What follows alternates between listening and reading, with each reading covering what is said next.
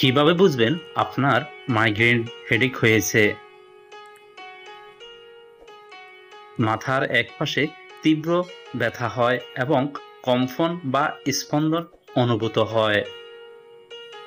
মাথার একপাশে ব্যথা হওয়া এবং বমি বমি ভাব বা বমি হওয়া। আলো ও শব্দ অসহনীয় মনে হয়। এই রোগটি নারী পুরুষ সবারই কম বেশি হয়, তবে মহিলাদের বেশি হয়। হাঁটাচলা বা ব্যায়াম করলে ব্যথা বেড়ে যায়। অনেক ক্ষেত্রে মাথা ব্যথা শুরুর আগে চোখের আলোর ঝলকানি দেখতে পারে। চকলেট, কোকোকোলা, বাদাম, কফি এগুলো খেলে মাথা ব্যথা বেড়ে যায়।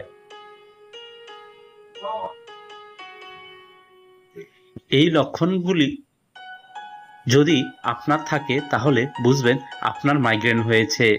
মাইগ্রেন হলে বারে বারে মাথা ব্যথার ওষুধ না খেয়ে চিকিৎসকের পরামর্শ নিন।